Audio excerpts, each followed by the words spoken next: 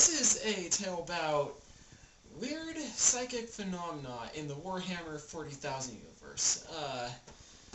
With me to help me explain the group's, trials and tribulations. And action-packed movies kind of thing.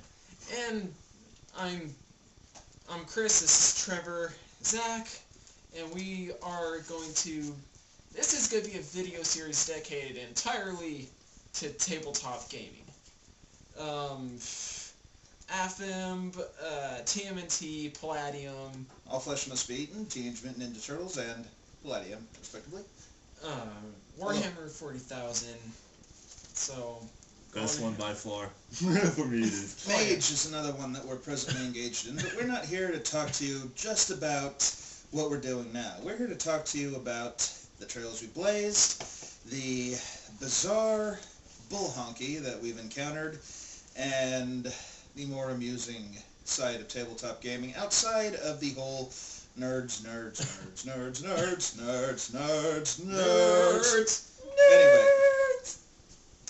Anyway, for those of you who don't know, Warhammer 40,000, or simply 40K, as it's colloquially known, is the grim, dark future of humanity, set, eponymously, 40,000 years in the future. This game is as grim as they get. There is no happy ending. There is no... there's no joy, no solace. There is only war. When is there ever a happy ending in Warhammer 40K? Okay, there are a few, but they are bittersweet at best. But in our case, not so much of a great ending. Actually... No, yeah, even though someone... It was a fair enough ending. Even though someone attempted to kill me at the end. Well, yeah. Continue. Okay, a game that I was running, a Dark Heresy game, which is to say that the characters were all Inquisition acolytes.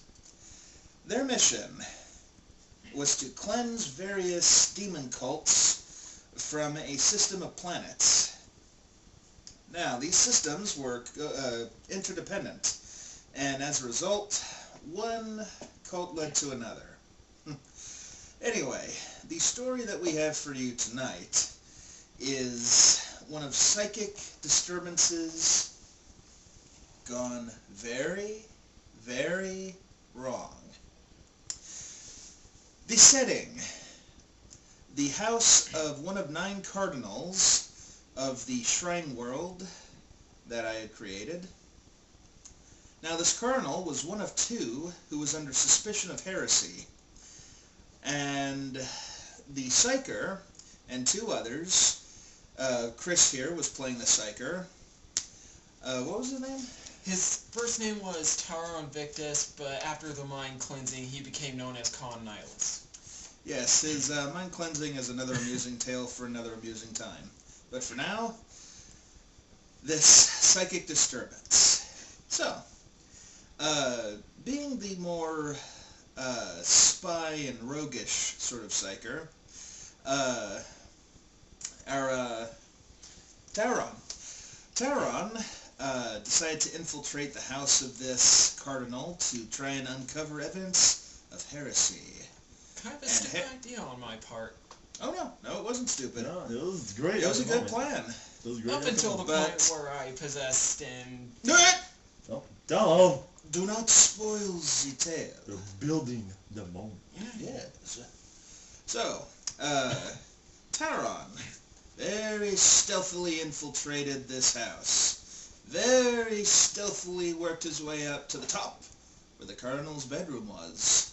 But since it's a cardinal, nothing interesting happened there. Anyway.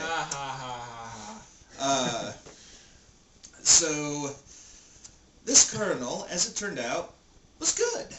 And not just good. We're talking Boy Scout good. Uncommon in the 40K universe kind of good. Pets a puppy on the head kind of good. Never flots a swat. Never swats a fly. Flots a swai, huh? That's I can't speak tonight. No, you cannot speak so night. That's right. I can't speak tonight. Well, Ponati's nerfect. Granted. Anyway, so, the Psyker, TAURON VICTUS. Oh, and by the way, for those of you who don't know, Psykers are essentially the wizards of the 40k universe, using their minds to tap into the power of the reality-altering warp to bend things to their will. He made himself invisible. He hiked to the top of this manor in which the cardinal resided. And also, for the record, he was blue when he was created. Yeah, I was known as Darth Smurpheus. Yeah, being a Voidborn lent itself to odd characteristics. Hairless everywhere but the top of his head. That includes no eyebrows. Light blue skin, and very spindly limbs. This led to everyone calling him the Smurf Psyker. Yeah, it was fun while it lasted. Yes. Anyway, so the good Psyker made his way to the top, discovered this cardinal was very good.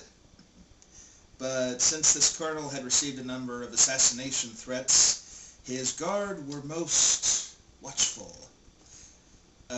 Even though our Psyker was invisible, he was not noiseless. Yeah, and that's, looking back on it, I should have looked into finding sound dampening items back before I went on that particular thing. Would have been nice, now that I look at it in retrospective. Something I should have looked into. At any rate, he went about trying to find a way up, but he could not without giving away the fact that he was there. So, he attempted to teleport free. Unfortunately, the bedroom at the top of the tower is quite a ways from the bottom, so he had to teleport, but he has a limited distance. So, he teleported down 40 feet, no problem.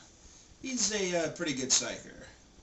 So far. But unfortunately, fate knows no restraint. Or boundaries. Yeah. He teleports down again, but he rolls a 70. He decides, you know what? I need to fate point this. And a fate point, dear viewers, is very important in a Dark Heresy game. It allows you to re-roll failed rolls, it can heal your wounds, bring you out of stun, or even save your life if you burn a fate point permanently.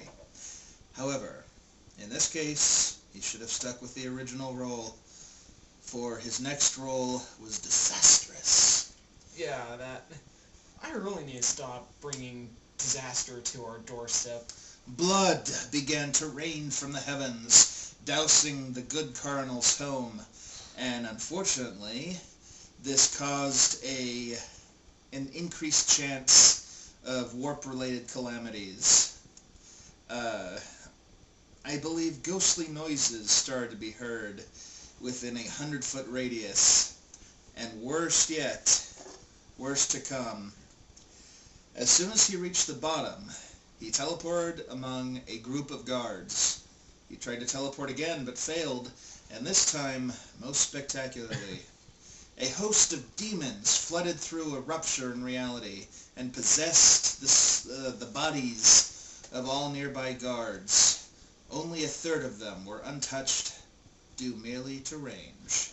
Yeah, and it's kind of, now that we look back on it, we can all laugh about, because it was really funny. Oh, we were laughing at the irony at the time, but, Oh, the irony! So, dear viewers, our good Psyker found himself surrounded, completely, by demons who were not only very powerful, but very aware of his presence. And unfortunately, his attempts to flee were met with slippery circumstances, since, as I mentioned, it was raining blood both inside and out of the manor. What I attempted to do originally was, I thought, you know what, it's either a choice between this, or between Fearful Aura, which is a double-bladed sword that can cause corruption as well as scare people away from you by going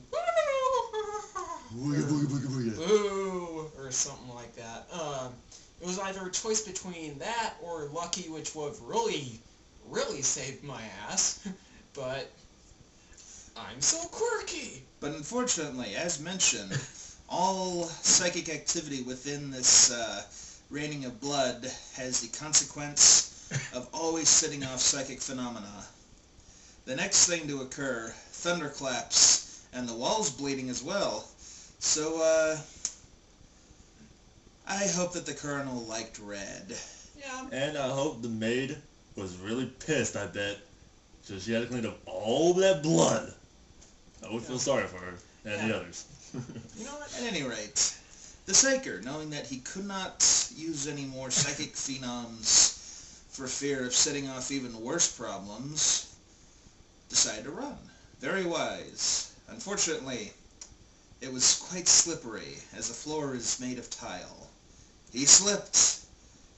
A slip and slide adventure right down the front steps onto the gravel and smacked against the front gate. Ass over tea kettle, so to speak. So he winds up at the feet of the 2 gate guards. They see him covered in blood, see the horrors going on inside, and naturally assume he is responsible for this. So, thinking quickly and outside of the range of the psychic phenoms, he decides to teleport again. But guess what he rolls? I rolled 100. 100. No, he doesn't. At least 100. He rolled an explosive result, which is to say, it was literally explosive. Spontaneous combustion. Remember what I said about fate points saving your life? He was forced to use one, teleporting across the street because an explosion destroyed everything he owned. Meaning my clothes, my weapons, my guilt, everything, and I'm like... Butt naked. He winds up Starker's on the other side of the street, covered in ash, and having used up one of his fate points. Think of it as an extra life. Only it's not as rewarding. Actually, it is. It is. So, big problem.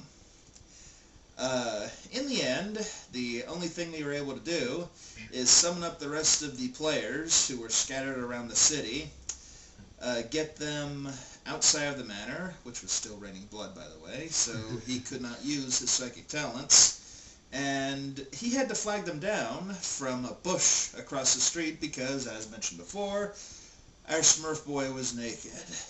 And I could not find... And not one single fuck was given that day. We're gonna have to bleep that one out. Yeah. Yeah, sorry about that. This is the internet, dude. Yeah, yes, he just bleeped. Anyway. So, in conclusion, the thing that you need to remember, Psykers are very powerful in the 40k universe, but they are fickle creatures as well. With great power comes great responsibility. And with that same responsibility, you get the perils of the warp and the phenomena of the warp. Very dangerous one way or the other. Consequences. I can't speak. Consequences. Disastrous outcomes. One other thing we should mention is if you're going to be a Psyker, stay away from Fearful Aura. It messed me up so much. And take no pot shots. That's the story for the next time. Oh yeah, the next time is really comical. Oh yeah. I'm Zach. I'm Chris. I'm Trevor. And see you later, Internet. Now, drop your catchphrase. What catchphrase? No, you, Chris. It's your show. I really don't have one. I didn't... Catch that, Internet. His catchphrase is, I really don't have one. He doesn't need one. I don't need one, so you do. Goodbye. It is. Later.